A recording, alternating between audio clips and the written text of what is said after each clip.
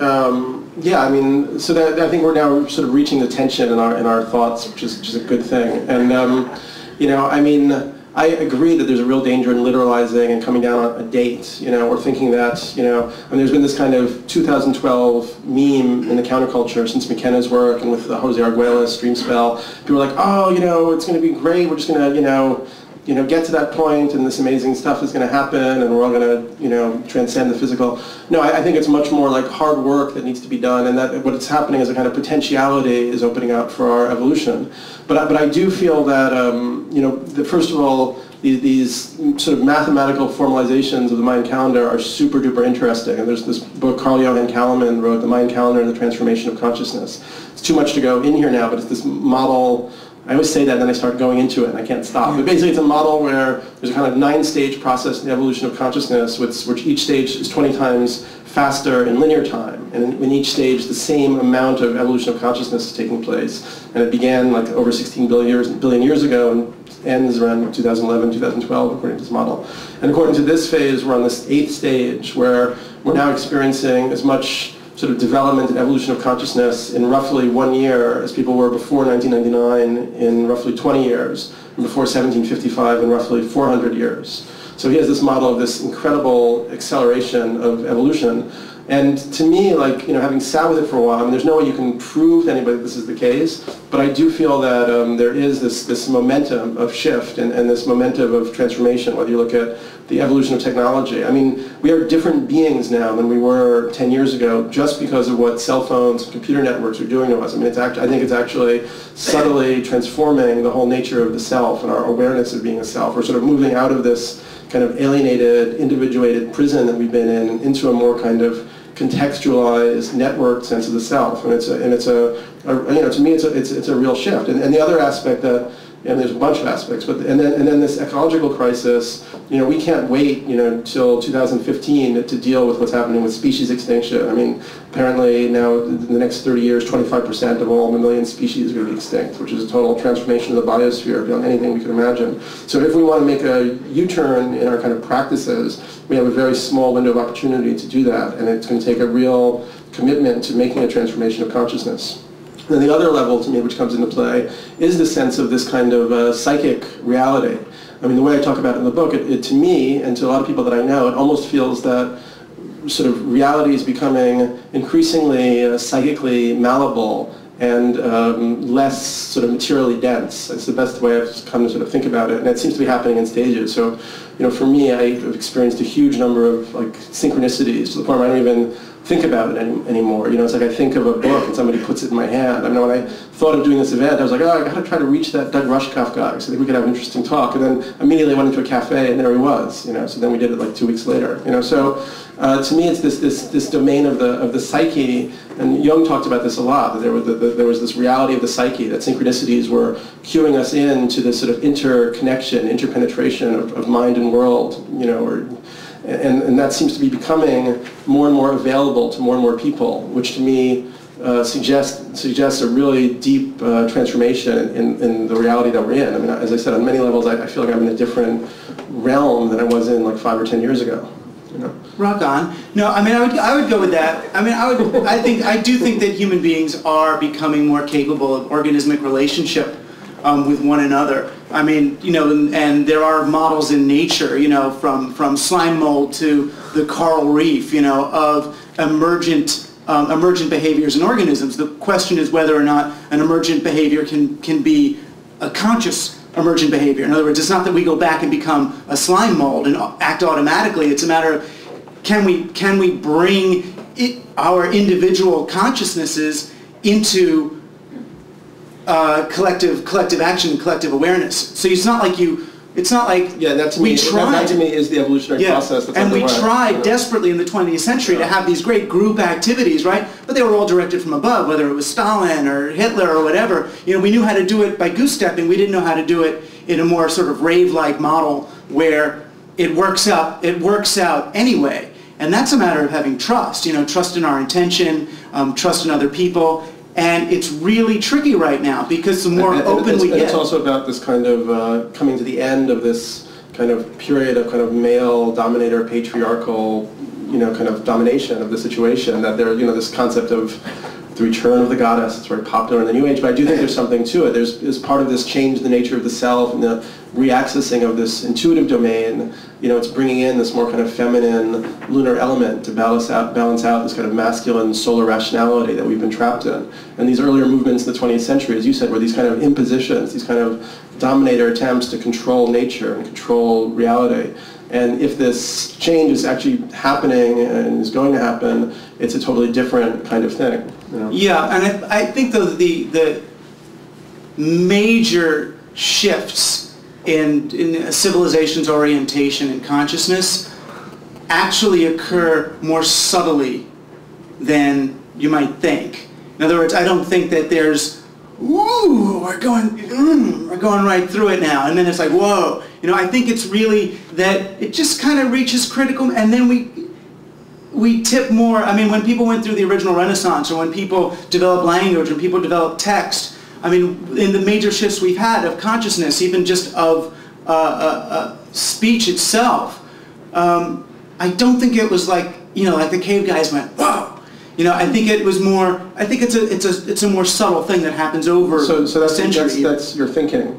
It's good to have thoughts. Yeah. My thinking is a little different, because I think actually there's kind of like thresholds. Kind of like I think there's some. I'm not going to access it at the moment, but chaos theory kind of gives us the sense of like strange attractors or sudden shifts into higher orders of complexity. So even Noam Chomsky writes about the origin of language, that it couldn't have happened as an incremental stage from animal communication, that it had to be more like the sudden emergence of a whole new potentiality, a new complex in the brain.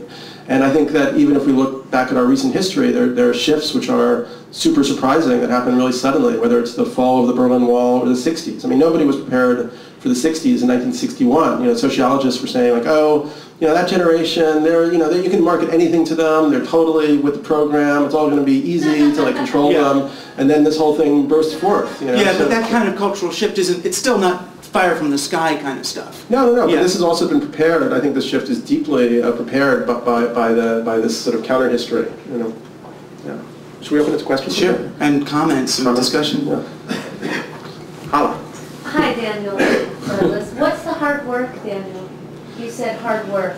Yeah, well, I think that we are really being called upon to, first of all, shift our kind of focus. I mean, from my perspective, having thought about this stuff a lot, the problem is not capitalism, or whatever. It's really the values and intentions of the people in the system and how they manifest those. So we have individual work to do, sort of recognizing our own shadow projections in relationships and all these different areas. I mean, you could see that our whole government now is just acting as this kind of shadow projection machinery. Where it's always us against them. That whole way of logic has reached its end, and we have to really like reconceive ourselves from being individual ego-based agents who are out for the best that we can get, to how can we be sentient aspects of this planetary ecology, which is sort of in crisis and in development. And then, I don't believe in being at all prescriptive about what people should do, because I don't think that's helpful. But I think that when people internalize these ideas, out of their own sort of karmic patterns and skill sets and whatever they've developed, they'll find a way to make use of them in their own lives. I mean, I can tell you what I've been doing is trying to start a company called Evolver, now Evo, which is trying to create a membership program that would support ecological business and sustainability. And it's funny, I'm an intellectual and I'm a very urban person. So I understand sustainability theoretically, but not really practically at all, but I see the necessity of doing this. So we're trying to figure out a sort of structure that would really hook people into goods and services that were just less destructive and even potentially regenerative for the planet. See, and I think that the hard work is, and being a Bible person, of course I would think this, I think it's smashing our idols, first off, deprogramming ourselves. I think we do have to acknowledge that whatever our intentions as individuals, that we have set in motion, we have set in place systems that do have something akin to a life of their own, that are now operating of their own accord without our awareness of how we even put them in place. The chartered corporation model of British East India Trading Company back in the 1600s is the model that we use to run BP, however solar they want to get. You know, they're on a model that's shareholder-based and centralized currency-based, so I do think we need to become conscious of not the conspiracy of guys at the top of glass buildings who are out to no good, but the emergent properties of the systems that we've put in place that themselves really do. Our media space does act on us as an entity. Our economy really does act on us. And it's true, our access point, our best access point is our individual intentionality, but I think we also have to reckon with re-engineering the systems, you know, rejiggering things, experimenting a bit, and being willing and daring enough to, you know, rewrite what seem like the laws that are set in stone about what is good and proper for a civilization to do. Right, yeah. I mean, I think it'll be really interesting. The next few years will be, I think, a really good thing. Sort of one of the questions is to what extent can the kind of overarching system self-correct and move towards sustainability and so on in some legitimate way, or are they kind of rigidifying and ossifying to the point where they're just going to have to be cast off, you know? And also, like, even from the book, 2012, my thinking has changed a little bit in that, you know, I really see it more and more the potential for a real gentle kind of supersession of the situation we're in. That it could be more like, you know, rather than smashing the state or smashing the icons, more like kind of like the way a snake sheds its skin. You know, that we're in this process where that old skin has just become too hard and unwieldy, and it's not responding, you know, well enough. But we can't that skin can't go away until some new skin has formed. So I think that there's the potential to create new infrastructures and systems that could then really help the process. And I do think the hard work will feel good. Oh yeah. In other words, when we say hard work, I don't think it's like smashing rocks. I think it actually, the better it feels on a profoundly deep level, chances are the better it is. Should we take more questions? Oh yeah, and there was a guy in the back who was like from the very beginning. Which guy? The guy in the... Keep the questions too. Okay, well, Yeah. which guy? The black shirt? He doesn't have his hand up now. Let's get Gabriel. Okay. What's up, guys? Yeah, this question's about Timothy Leary. Daniel, I read in an interview that you did a few years ago that you equated Leary with Crowley as kind of sort of this adolescent type, whether it be excitement or juvenility or whatever. My impression of you with Leary was that, I mean, obviously it's complex, but he was kind of like a sad clown hack in a sense. He had in your book that was his line, actually. Right on. Yeah, true. And but that biography was just written about him, so that the image of Leary is just kind of like, in a sense, he kind of failed. And Douglas, I know that you were friends with Leary. And so I'm just curious how you guys might reconcile, this image of Timothy Leary. Yeah, I mean, I guess, he was like the figure that appeared, was part of the karma of that situation, that such a figure would appear. And it's hard to really understand where he was coming from. So the question is about Timothy Leary. I think people probably heard it, actually, and how we sort of think about him now, because Doug was friends with him, and I kind of put him down a little bit. I mean, I think that, when people were living at that point and they went through the Cuban Missile Crisis, and they'd had the psychedelic opening, they had a sense that it could all be over at any second, that we were teetering on the brink of nuclear war, nuclear disaster, and the whole thing could end. And so that gave this incredible urgency, voltage to the situation. So Leary just came out very powerfully. And also I think that he had strong ego mechanisms and ambition mechanisms, and he climbed up the whole Ivy League machinery to be a professor at Harvard. I think that his whole idea of dropping out, tuning in, dropping out, is whatever the third one was. What's the last one? Turn in, turn on. Oh yeah, that one. Yeah, turning on. Turn on. I think that was a bad message, basically, because it shouldn't have been encouraging people to drop out of the system, because, then what? Then you have all these kids kind of wandering around, and it's just kind of a sad situation. So I think that there are probably some good things in his legacy too, but I mean, a lot of people who are kind of part of the the sort of intelligent, elitist folks who absorbed the psychedelic experience had this idea that there could be a strategic way to disseminate psychedelics to the culture.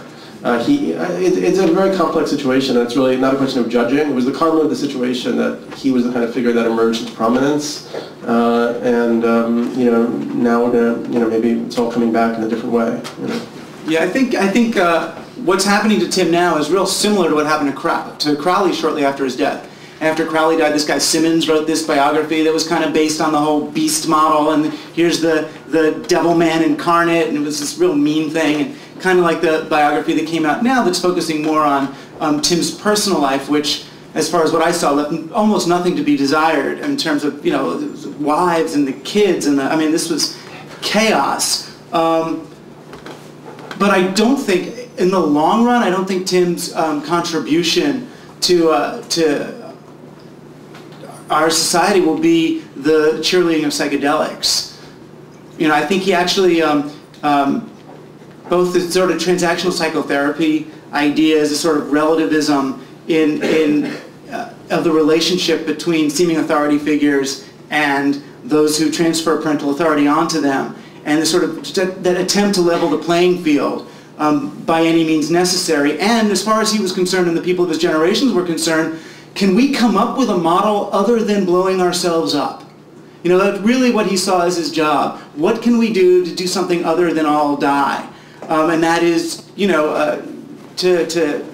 grabbed Gurdjieff's model altered it a bit, of sort of self and group transformation, get more conscious. We could starseed other planets. Depending on how stoned he was at any particular moment, is how stoned the visions were. But they were all about what is the window of opportunity here. And I thought the one that I was around for was computers. And there was a sense, and the same thing happened with acid to some degree. There was a sense when you went on the internet in 1989 or 1991 that you think, wow, if anybody goes on the internet, they're going to get it. They're going to realize we're all connected, it's all one thing, we're all just going to communicate, and everybody mad. There was this sense in the early internet that the internet was as strong, if not stronger, than acid. And really, and some people share that sensibility to this day. Of course, it got corporatized and all this other stuff happened, but the infrastructure is still there for some really fun things. But I think it's a shame what's happening to the more valuable parts of his legacy. It's partly his own fault for living a life the way he did. I wouldn't live my life that way. And it's partly a product of the era in which he lived. The other thing, I think that it's ridiculous when you look at how he's been treated now in the media, like the New York Times piece and the New Yorker piece. They're just castigating him, annihilating him, and nobody even mentions, well, why was this guy so significant in the 60s? What was this experience that he was talking about? So it's still the way that this mainstream media culture is just negating any value in the psychedelic experience, or that could be something that, could be transformative for people. And it's for me, that's really what I'm watching right now, because I can see the media perceptions are beginning to change. There's an opening taking place, but there's also still very closed-mindedness around it. Dude in the black. I have a question. What are your thoughts on, experience, individual experience beyond that of the nervous system? Good one.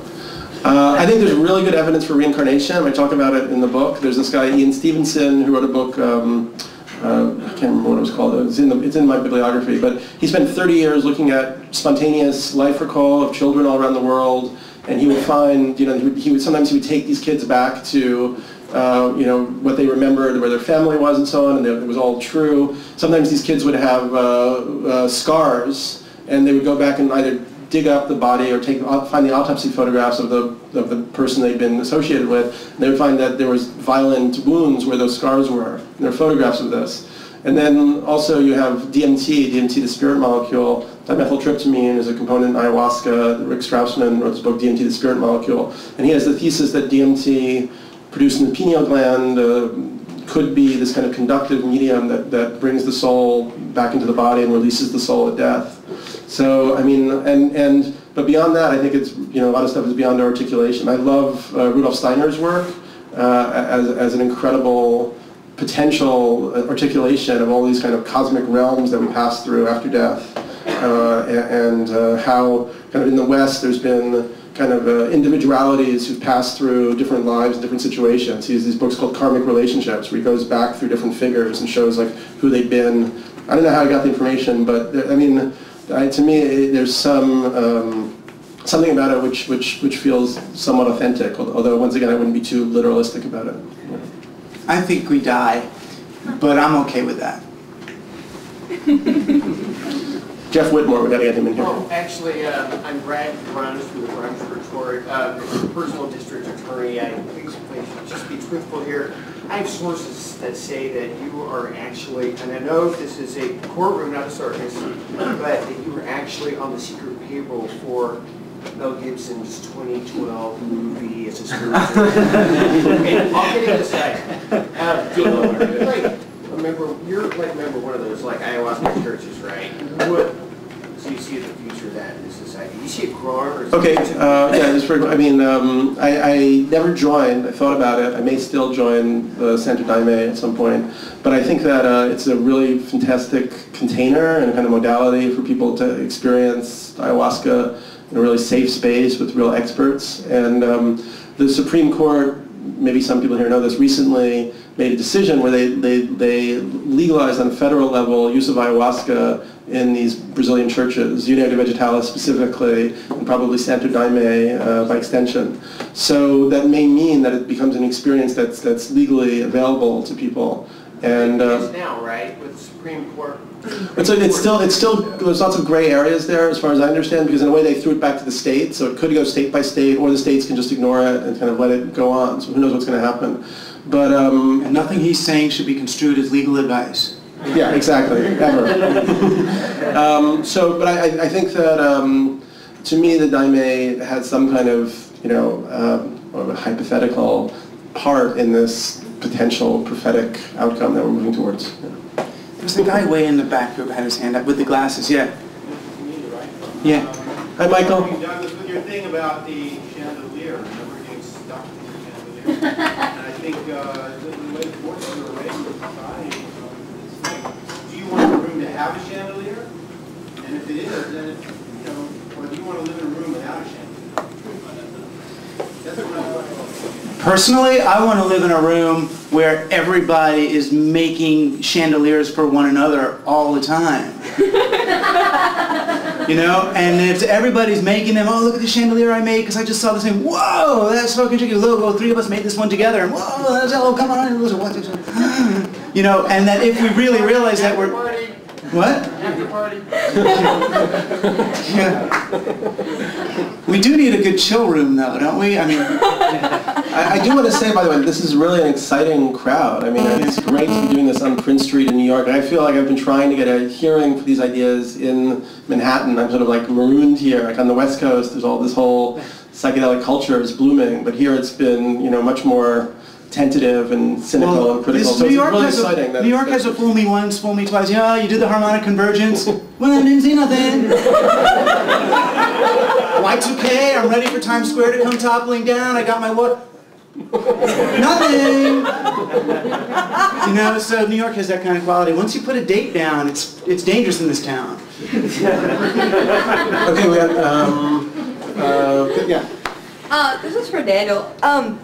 You're talking a lot about networks or people being networked by digital means, cell phones, the internet, and then you discuss Burning Man, which is even for someone like me who comes from a upper middle class background, very cost prohibitive, and you're using words like need, that we need to see that there are things that we have to do about sustainability and everything else. Do you not feel that you kind of have a white man's burden model as regards these things that you seem to have experienced and that you feel that you have to drag everyone kicking and screaming along with you for their benefit?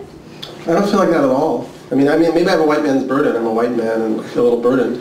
But, Well, you understand what I'm talking about. Basically, I've been fabulously entertained by all these experiences I had, and the motive is to share it. And, it's up to anybody to decide what to do with the ideas or information. But it's something that only a leisure class really has the time or the money to experience. Well, I think that transformation happens through an elite, and then it transfers to a much larger group. I mean, I think that's the historical model of change.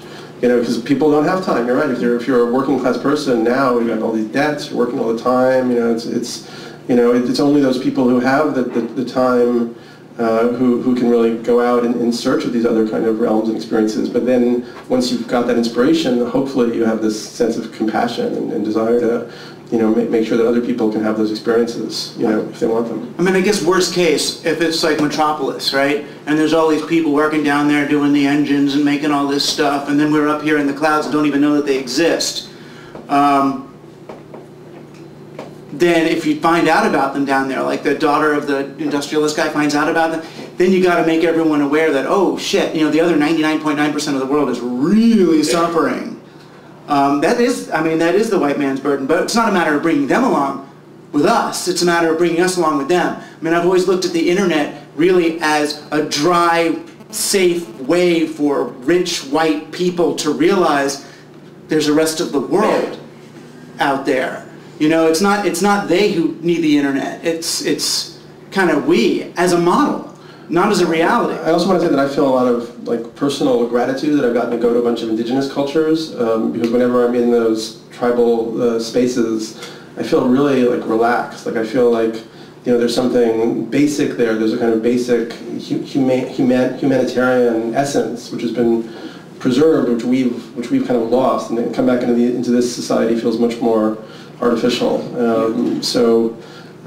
Yeah, I mean, my real goal is to see a transformation that would carry everybody along with it. I mean, I really like Buckminster Fuller's model that, you know, we could create a world of billions of millionaires. You know, where actually his idea was that most people should be paid not to work. Most of the work people are doing is actually totally, you know, not helpful to the planet or the biosphere, and you would actually be better off just paying them to stay in their communities, do art projects, hang out, tell stories. You know.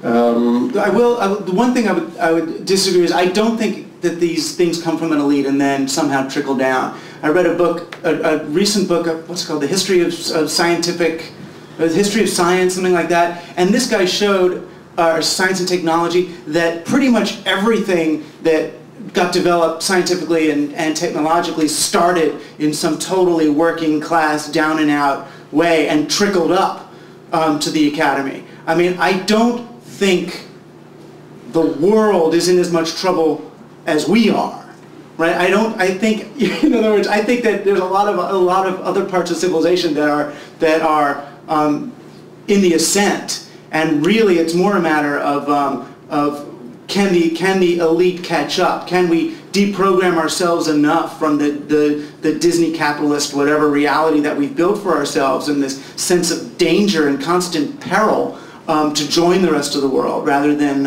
think that we're somehow leading it? Yeah, I don't really agree with that. Anyway, who's got a question? One. I guess I just want to kind of say I don't know that when it comes to psychedelic revelations that class is an issue. And I would like to hear what you guys have to say about that. I mean, if you're talking about indigenous cultures and rich white guys and you know, people all over the world, I mean, a hit of acid costs $5. Not anymore.